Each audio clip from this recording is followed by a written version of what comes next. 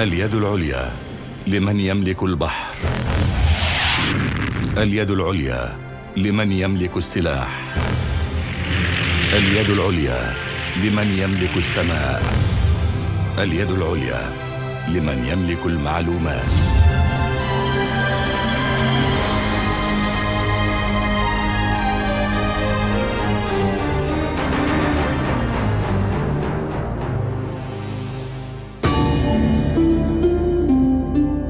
دائما تتعلق بك قلوب المصريين. حابي، النيل، قيثارة مصر الخالدة.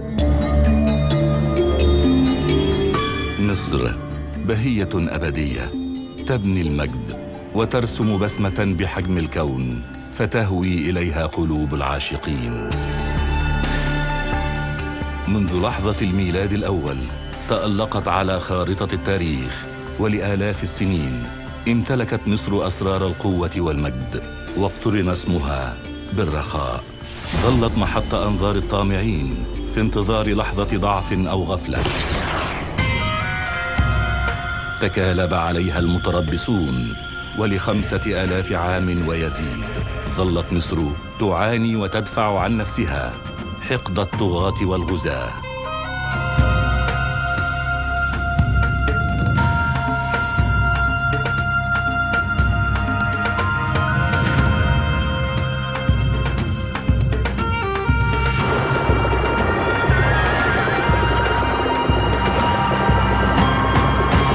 مصر الجائزة الكبرى، من أجلها تتحرك الجيوش.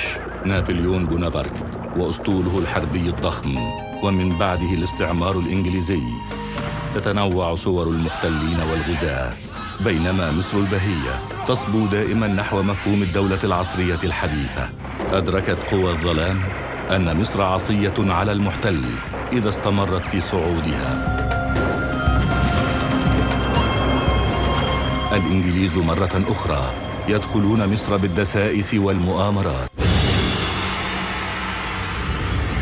العام 1897 تيودور هيرتزل مؤسس الصهيونية العالمية، وحلم كبير نحو الدولة اليهودية، المؤتمر الصهيوني الأول في مدينة بازل بسويسرا، ودعم أوروبي كامل لإنشاء دولة يهودية تغتصب أرض فلسطين دون وازع من أخلاق أو احترام لأية مواثيق أو أعراف، ونزوع دائم للسيطرة والتآمر. العام 1917 الصفقة الكبرى، الجليسرين المستخدم في صناعة المتفجرات الذي اكتشفه اليهودي حايم ويزمان مقابل وعد بلفور. العالم يحترق. الحرب العالمية الثانية. اليهود مرة أخرى يقدمون أموالهم وقودا للحرب في انتظار الجائزة فلسطين. وينتهي عرس الدم المجنون، ويدرك الجميع أن كلمة الفصل في مثل هذه الحروب لا تكمن في قوة السلاح، وإنما المنتصر هو من يملك المعلومة، يتحرك في الخفاء، يحوم حول الهدف ويصيبه في مقتل. فكرة قديمة بدأت منذ فجر التاريخ. الملك تحتمس يكلف قائده توت بإنشاء أول جهاز استخبارات. هدهد سليمان يأتي من سبأ بنبأ يقين. غزوة الأحزاب، النبي يخاطب أصحابه: من يأتيني بخبر القوم وله الجنة. العقول هي من تدير المعارك. الحرب العالمية الثانية، وميلاد لأجهزة المخابرات العالمية: المخابرات الإنجليزية، المخابرات الألمانية، المخابرات الروسية، المخابرات اليابانية. بدأت أمريكا تشعر أنها تأخرت كثيراً في هذا السباق، فأنشأت وكالة المخابرات الأمريكية CIA.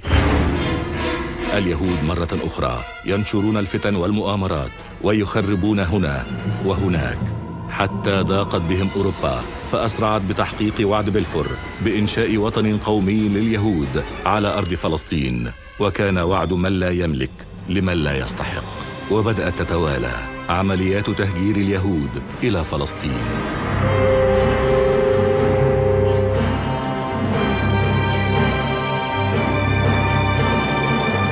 ودائما كانت مصر في الموعد. وكانت المواجهة مصر في فلسطين مع بقية الجيوش العربية أمام دعم العالم لإسرائيل، فكانت نكبة 1948. الجيش المصري ورغم الهزيمة كان على مرمى حجر من القدس الشريف. أدركت إسرائيل أن كل الخطر يأتيها من الجنوب، وأن مصر هي عدوها الأول، فسعت منذ نشأتها لتدعيم وجودها في فلسطين بإنشاء العديد من الأجهزة الأمنية في شكل عصابات مسلحة، الهجنة، الشباك وإشترن، والتي أفرزت الوكالة الإسرائيلية للاستخبارات الموساد يخطو خطواته الأولى، بينما مصر تخطو نحو فجر جديد. بني وطن.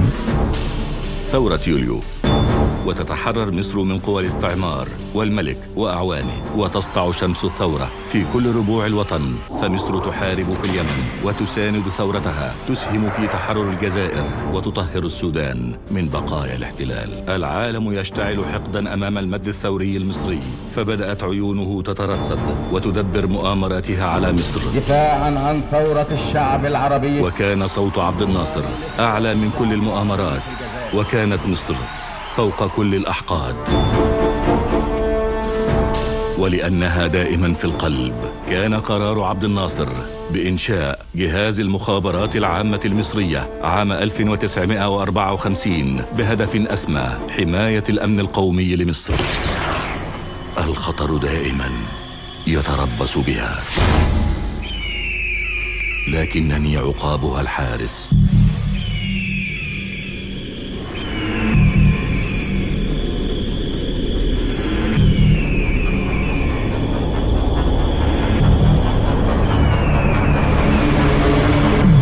أنقض عليه كالصاعقة محققا نبوءة حورس بأنك مصر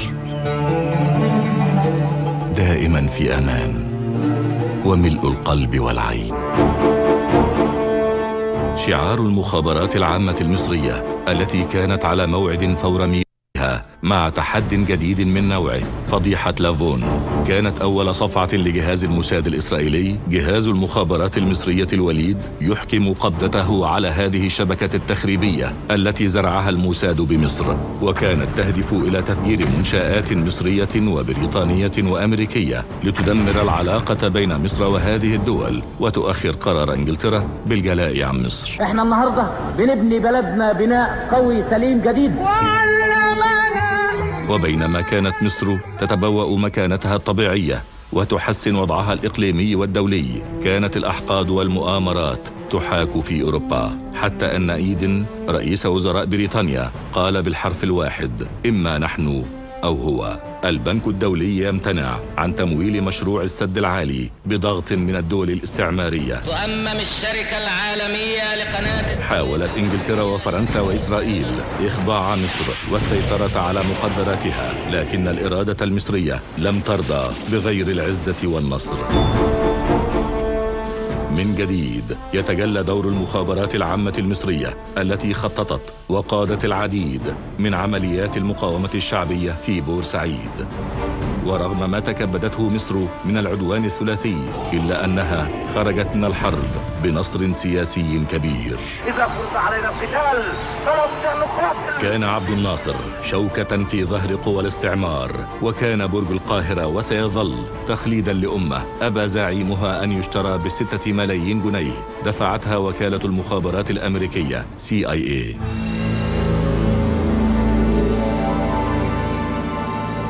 كان جهاز المخابرات العامة على موعد مع نقلة نوعية جديدة، فقد أنشئ له مبنى منفصل يحوي أحدث ما توصلت إليه تكنولوجيا وسائل ومعدات التجسس. كان أحد مهام الجهاز تكوين نظام مخابرات سياسية، عسكرية، علمية واقتصادية على درجة عالية من الدقة والتنظيم. ولأنها ولدت عملاقة، فقد نجحت المخابرات المصرية في زرع العميل المصري 313 رأفت الهجان أو رفعت علي سليمان الجمال كانت من أهم عمليات المخابرات في التاريخ، احتوته أحضان المخابرات المصرية وأبرزت بخبراتها قدرات الهجان الفائقة. استطاع النفاذ لأعلى دوائر صنع القرار السياسي والعسكري في إسرائيل. زود القيادة العليا في المخابرات العامة المصرية بخرائط مفصلة عن تحصينات خط بارليف. قضى عمره كله ينقل لنا تفاصيل الكيان الصهيوني، واعتزل وعاش حياته ومات ولم تكشف إسرائيل أمره. العام 1960 مخابرات مصر تحكم قبضتها على أكبر شبكة من عملاء إسرائيل. حاولت تجنيد الفنان سمير الإسكندراني خارج البلاد، ولكن الشرفاء لا يبيعون الذهب بالتراب. الفنان المصري يبلغ المخابرات العامة بالتفاصيل، وتدور واحدة من أذكى معارك العقول التي أدت بعد عامين إلى الكشف عن 5 شبكات تجسس كانت تتلقى تعليماتها من كبار ضباط الموساد. وتم القبض على عشرات الجواسيس وإقالة رئيس جهاز الموساد، وكانت فضيحة مدوية لإسرائيل. وينجح رجال المخابرات العامة المصرية في استدراج عميل المخابرات الإسرائيلية الألماني فروفالد من خلال دفع العميل المزدوج إسماعيل صبري على المخابرات الإسرائيلية. تم القبض على المتهم ومعه جهاز لاسلكي للتراسل ومعدات عالية الشفرة. ومثل غيره من الجواسيس حوكم فروفالد بالسجن المشدد.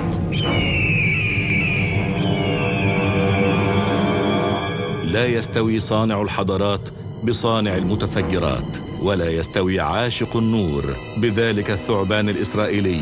لودز كلفه الموساد بإرسال الطرود الناسفة لقتل العلماء الألمان في مصر.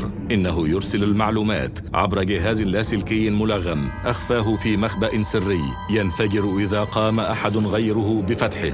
رجال المخابرات العامة يكتشفون مكان الجهاز ويفكون شفرته. وفي وقت كانت تسعى مصر للنهوض، أبت القوى الاستعمارية إلا أن تصيب الحلم المصري في مقتل. وشنت الدولة الصهيونية الذراع العسكري لأمريكا في المنطقة حربها في 5 يونيو 67. لكن الشعب الذي عرف طريقه للصمود يرفض الهزيمة ويعيد ترتيب البيت من الداخل.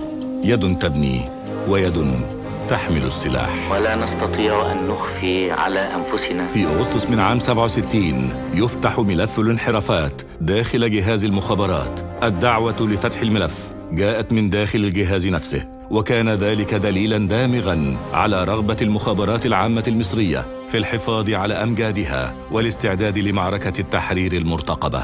بأن ما أخذ بالقوة لا يمكن استرداده بغيرها. إعادة البناء وإزالة آثار العدوان كان شعار المصريين جيشا وشعبا. بدأت مصر عقب النكسة بالصمود وتوفير القدرة الدفاعية، وجاءت مرحلة الاستنزاف وهي الحرب التي زلزلت الأساطير المؤسسة للجيش الإسرائيلي وكبدته أعظم الخسائر في الأرواح والمعدات.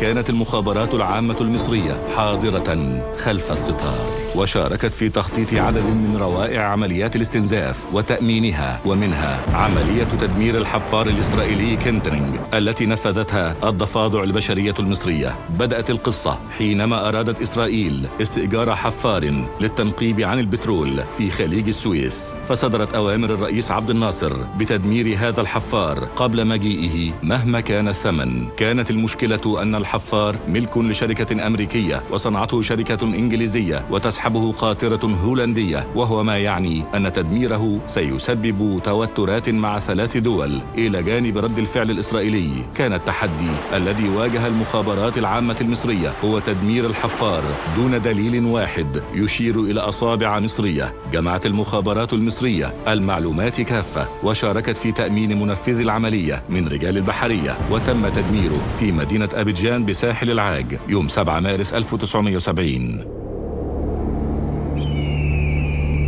الثأر لا يموت، وعين المخابرات العامة المصرية لا تنام. إسرائيل تصرخ، الصهاينة يتخبطون في تل أبيب. المخابرات المصرية تعمل في صمت، المصريون مستمرون بالتحدي. إسرائيل تعلن للمرة الأولى أن هذه أول معركة ينتصر فيها العرب. جولدا مائير وويليام روجرز يستجديان وقف إطلاق النار. حرب الاستنزاف تؤتي ثمارها. مصر تبدأ التمهيد والإعداد للعبور، ولكن يرحل الزعيم جمال عبد الناصر في سبتمبر 70، ويتولى الرئيس السادات المهمة. يكمل المسيرة رجل يعرف كيف يراوغ العدو ويرهقه. عاش مطاردا من الإنجليز قبل الثورة، يجيد المباغتة والتخفي والخداع، ومن هنا أدرك أن مفتاح النصر هناك في كبر القبة. المخابرات العامة المصرية. العام 1971 الرئيس السادات يصدر القانون رقم 100 تعديلا للقانون رقم 159 لسنة 1964 بشأن جهاز المخابرات العامة. المخابرات العامة هيئة مستقلة.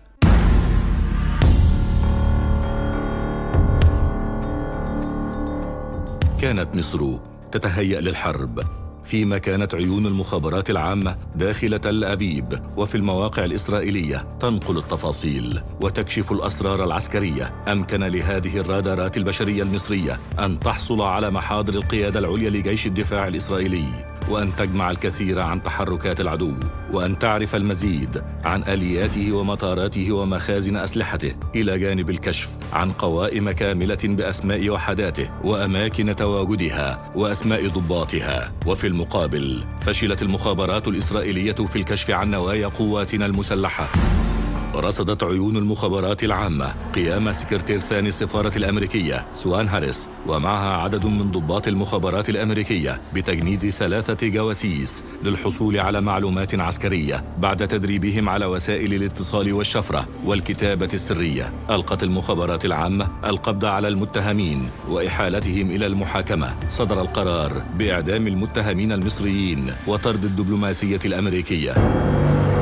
أثناء الإعداد لحرب أكتوبر تمكنت المخابرات العامة من اكتشاف أغلى جاسوسة جندها الموساد، هبة سليم، التي تم تجنيدها أثناء استكمال دراستها العليا في اللغة الفرنسية بالعاصمة الفرنسية باريس.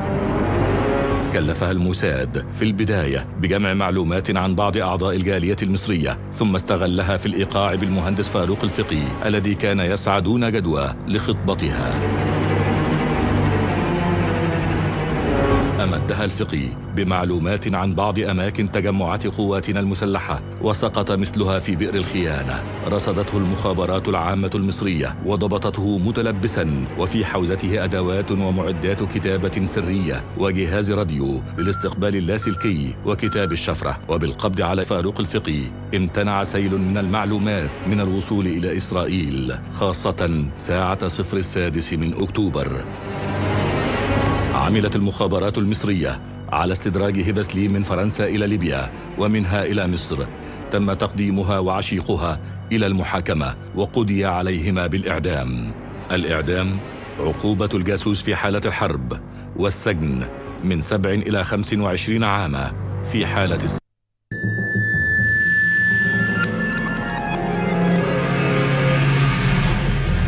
إبراهيم شاهين وزوجته انشراح مرسي، 2 من أهم جواسيس إسرائيل، البطلان الحقيقيان لمسلسل السقوط في بئر 7. كانت المخابرات الإسرائيلية قد نجحت في الإيقاع بهما وتدريبهما على تمييز الأسلحة وجمع المعلومات العسكرية والتراسل بالحبر السري، فضلا عن تدريبهما للعمل على جهاز متطور مزود بذاكرة إلكترونية.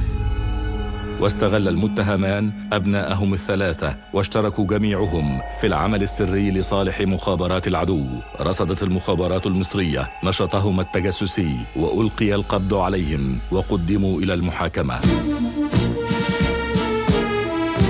جمعة الشوان أو أحمد الهوان، نموذج لعبقرية أداء وانتماء المواطن المصري في تفاعله مع مقتضيات الأمن القومي.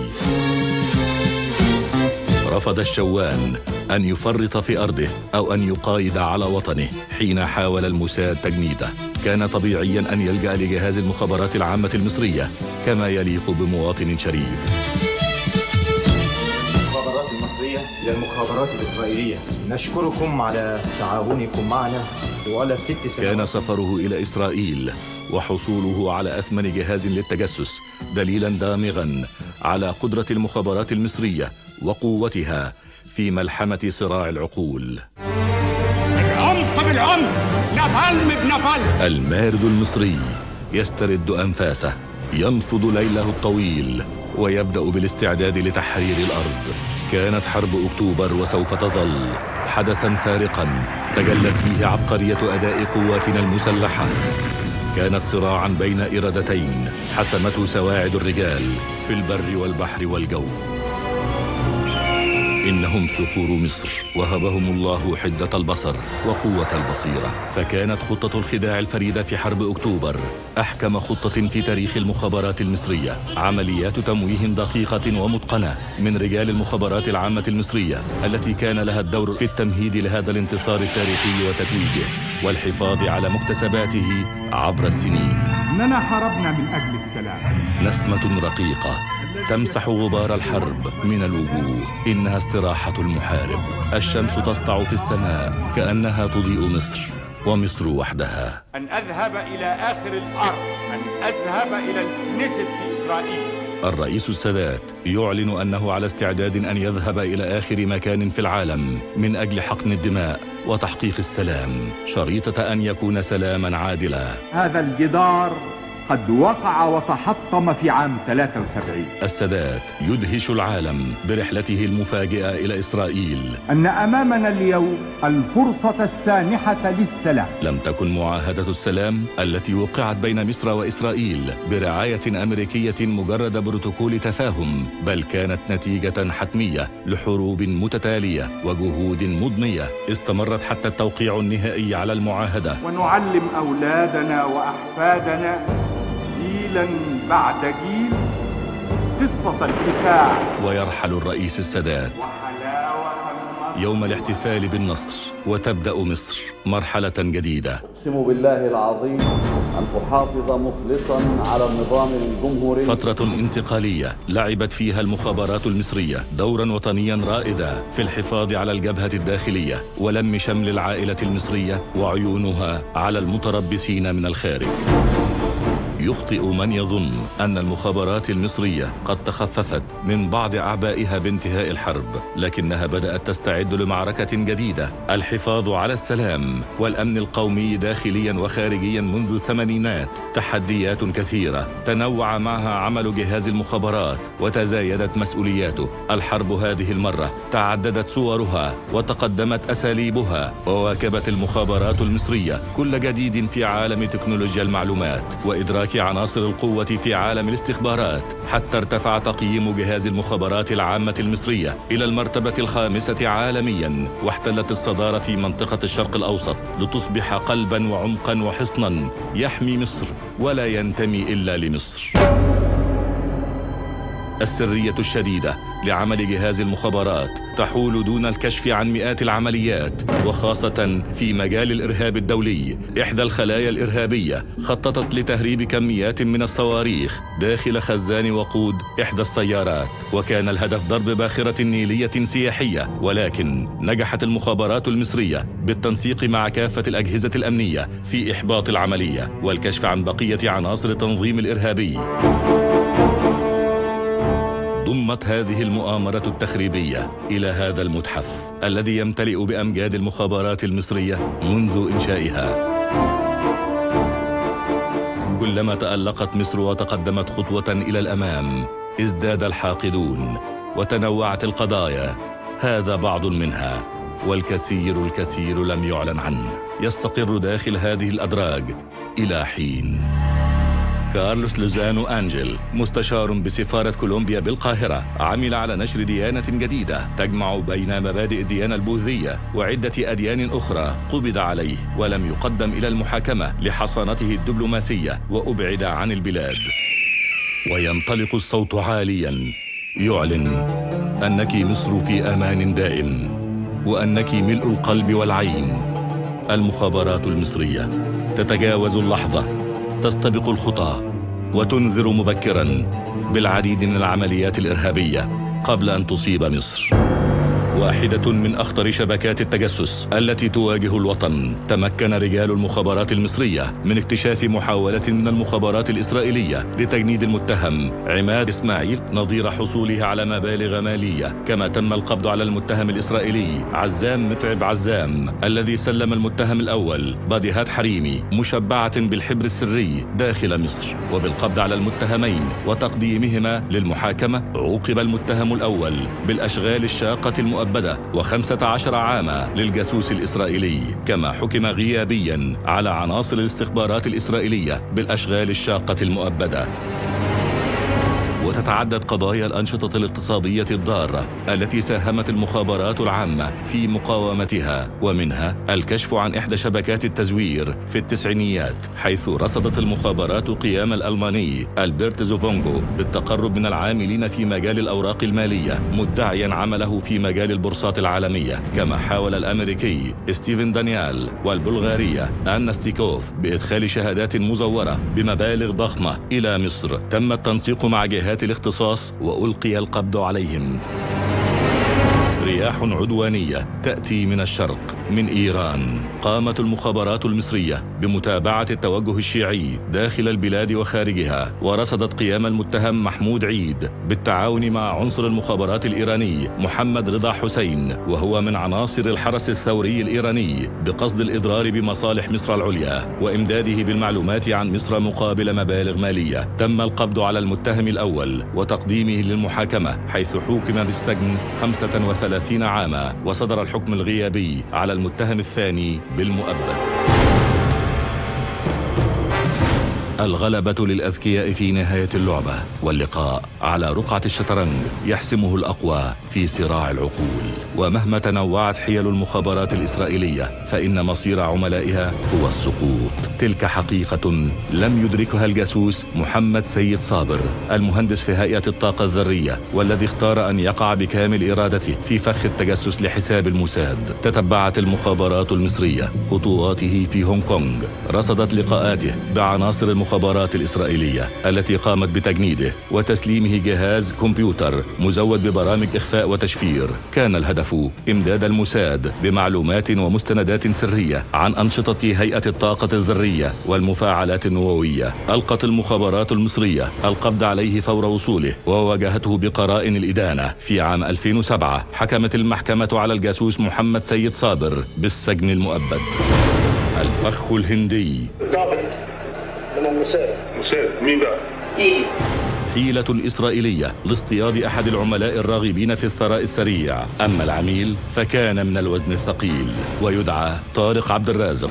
أثناء وجوده بالصين قام المدعو طارق بالتواصل مع موقع الموساد الإسرائيلي عبر الإنترنت عارضا رغبته في التعاون. بعد ما خرجت من السفارة وقابلت جو وخلص الموضوع الاختبار صحيح بتسلموني بإيدي هو ده المسؤول عنك. سافر المتهم بعدها إلى الهند والتقى عنصر الاستخبارات الإسرائيلي جوزيف ديمور الذي اختبره على جهاز كشف الكذب. تأكد رجال الموساد من صلاحية طارق للتجنيد وقاموا بتدريبه على إنشاء المواقع الإلكترونية على الإنترنت، وسلموه جهاز لابتوب مزود ببرامج تشفير وإخفاء للمعلومات مع حافظة تحوي بداخلها مخبأ سريا لحفظ المستندات. دربت المخابرات الإسرائيلية طارق عبد الرازق على إنشاء مواقع إلكترونية لاصطياد الراغبين في العمل. لا، في ناس كتير بعتلنا سيفيهات، بتبعت السي في بتاعه، انا عندي مش عارف كذا، بشتغل في ايه، انا خريج مش عارف ايه. كان الهدف فرز بعض الشباب لاستبيان مدى صلاحيتهم للتجنيد لحساب المخابرات الإسرائيلية. وهم برضه عندهم في المساعدة والبتاع في ناس برضه بتراجع السيفيهات دي، وبعد كده يختاروا هم حد ويبتدوا يظبطوه بقى. دي طريقة شغلهم تقريبا لتجنيد العملاء على مستوى كل الدول يعني. قامت المخابرات المصرية برصد الجاسوس وألقي القبض عليه.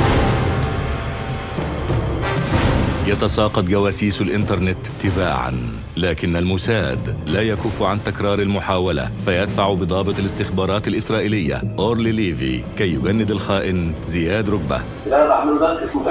اتفق الاثنان على تمرير المكالمات الدولية الواردة لمصر عبر شبكة الإنترنت الإسرائيلي، بما يسمح بالتنصت على كل هذه المكالمات. ولا عندك أجهزة هنا ولا هنا خالص. وفي ذات السياق اتفق ليفي ضابط المخابرات الإسرائيلية مع المتهم ركبة وبمساعدة المتهم الثاني على إنشاء شركة تعمل في مجال تكنولوجيا المعلومات باستخدام الإنترنت والأقمار الإسرائيلية كواجهة لممارسة نشاطهما الاستخباري. واتسعت دائرة التجسس لتشمل اتفاق الضابط الإسرائيلي مع متهمين فلسطينيين على إنشاء شركة مماثلة داخل قطاع غزة. ده سعادتك الجهاز اللي لو انت عايز تتصل بالستلايت انا بستقبل باند نطاق حسبة من التردد من القمر الصناعي، يبقى انا اقدر اعمل مكالمات تليفونية من الجهاز ده متوصل على الهواء بتاع القمر الصناعي. ده يعني اقدر اقول انه بيستخدم في التمرير برضه ولا ده تمرير صرف. وكان الهدف النهائي ان ينتهي المخطط بانشاء شركات مماثله في عدد من دول عربيه واسلاميه. قامت المخابرات المصريه باتخاذ كافه الاجراءات القانونيه حيال المتهمين من خلال نيابه امن الدوله العليا، وتم القبض عليهم بحضور النيابه وتقديمهم للمحاكمه العسكريه المختصه. في عام 2010 عوقب المتهمون بالسجن المشدد لمدة 15 عاما وتغريمهم 280 مليون جنيه تعويضا عما تكبده الاقتصاد المصري. مقاطعة بونتلاند الصومالية معقل قراصنة البحار. هنا تختطف السفن وتحتجز الرهائن من كافة الجنسيات. وهنا كان للمخابرات المصرية دورها البارز عام 2010 في التفاوض وتحرير 3 سفن مصرية هي المنصورة، بلو ستار والسويس.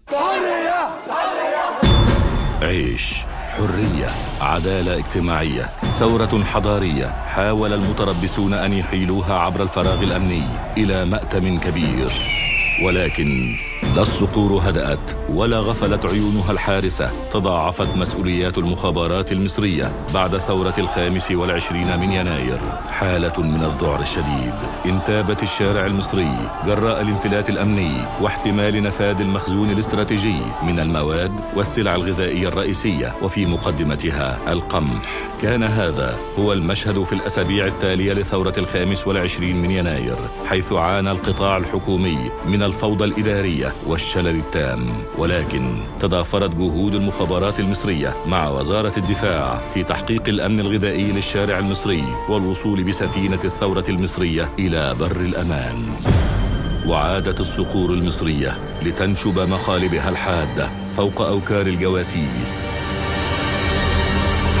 كان الكشف عن هذا الرجل ضرورياً بما يكفي لحماية مخدرات ثورة يناير ووقاية شبابها من الإدلاء بمعلومات يمكن أن يستغلها أي جاسوس مقنع للإضرار بالأمن القومي المصري. رفعت المخابرات المصرية حاجز السرية هذه المرة وكشفت عن حقيقة الجاسوس إيلان جرابيل، الجندي السابق بجيش الدفاع الإسرائيلي، تخفى وراء عمله في منظمة أندرسون للاجئين العرب الكائنة وسط القاهرة، والتي أصبحت هي والعديد من المنظمات غير الحكومية ساتراً لأعمال التخريب والتخابر. اتخذ إيلان جرابيل من جواز سفره الأمريكي غطاء لعمله الجاسوسي القائم على التفتيش في نوايا الثوار الأنقياء في قلب ميدان التحرير. كانت المخابرات المصرية في انتظاره، تابعته وهو يحاول جمع المعلومات عن الأوضاع السياسية والاقتصادية والأمنية. إيلان جرابيل تم دفعه من قبل المخابرات الإسرائيلية كي يتلقى تدريباً لتعلم اللهجات وثقافة الشعوب العربية لا سيما مصر، ثم أصبح مسؤولاً عن التعامل مع المصادر والعملاء وجمع ما لديهم من معلومات ثمينة. تعايش إيلان مع عدد من السياسيين والثوريين، وتمكن بحرفية رجل المخابرات أن يحصل على بعض المعلومات عن أهم الثوار. قام أيضاً بتكوين علاقات مع بعض عناصر من السلفيين والإخوان المسلمين، تردد برفقتهم على بعض المساجد مدعياً رغبته في اعتناق الدين الإسلامي.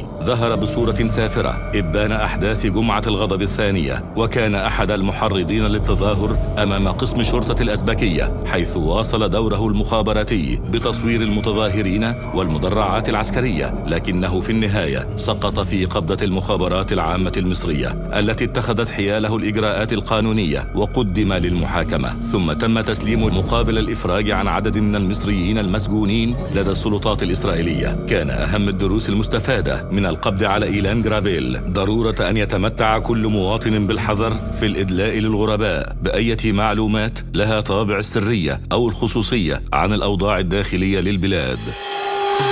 فراغ أمني. حاولت القوى المعادية للثورة أن تملأه بالعملاء، لكن شبكات التجسس سرعان ما انهارت مثلما تتهاوى بيوت العنكبوت. الزمان أكتوبر 2011. أما الحدث فكان فضيحة تمثلت في كشف المخابرات المصرية عن مؤامرة خارجية تهدف للوقيعة بين الشعب وجيشه وأجهزته الأمنية.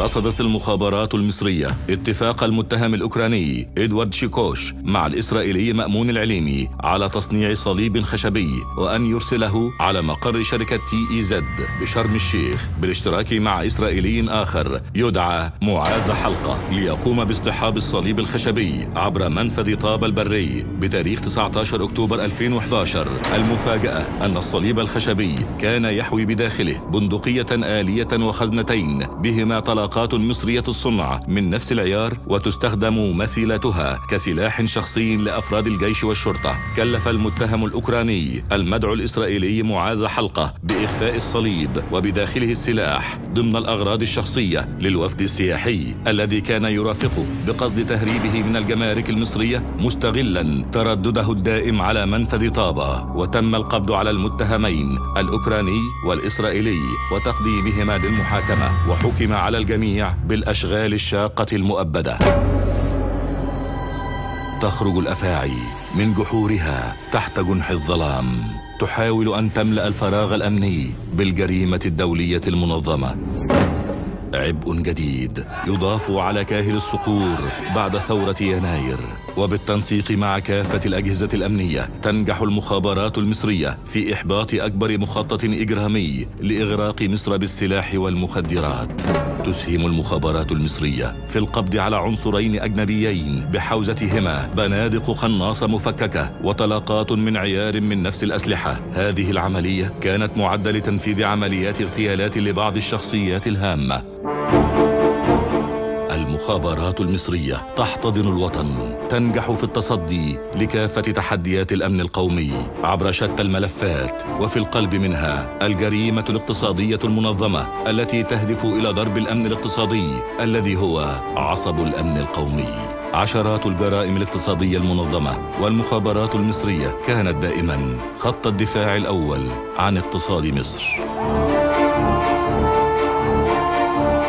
اندلعت الثورة الليبية بينما العمالة المصرية تعاني من وطأة الحصار في بنغازي ومصراتة، في طرابلس والبيضة والخمس وباقي مدن المواجهة الليبية. أزمة أدارتها المخابرات المصرية بالتنسيق مع وزارتي الدفاع والخارجية، وانتهت بتوفير ممرات جوية وبرية وبحرية آمنة لعودة 800 ألف مواطن مصري إلى أرض الوطن.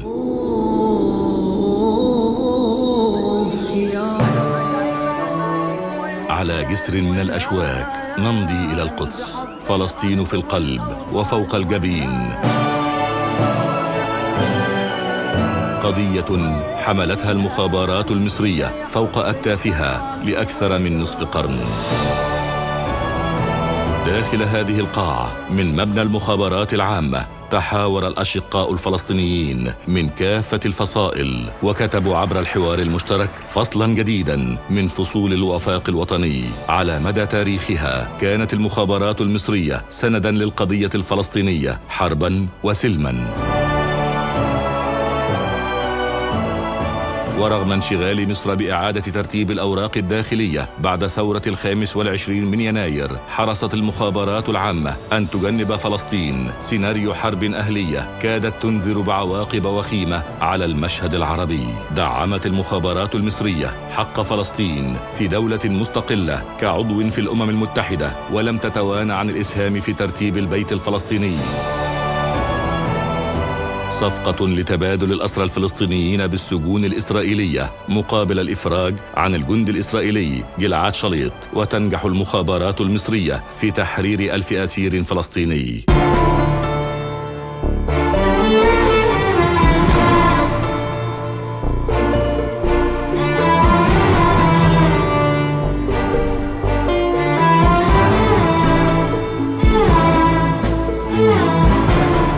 وتصمد مصر عبر الزمن، تجسد أسمى المعاني، تواجه كيد الحاقدين، وتقوى برغم توالي المحن. وفي رائعة النهار تتجلى دلالات هذا الشعار.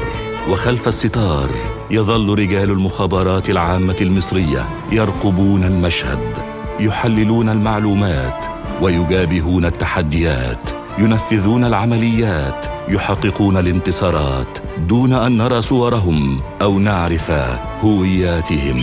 إنهم لا يغيبون عن أوطانهم ولا ينامون عنها طرفة عين. هم عيوننا الساهرة عبر الزمن، يحققون دائما معنى كلمة وطن.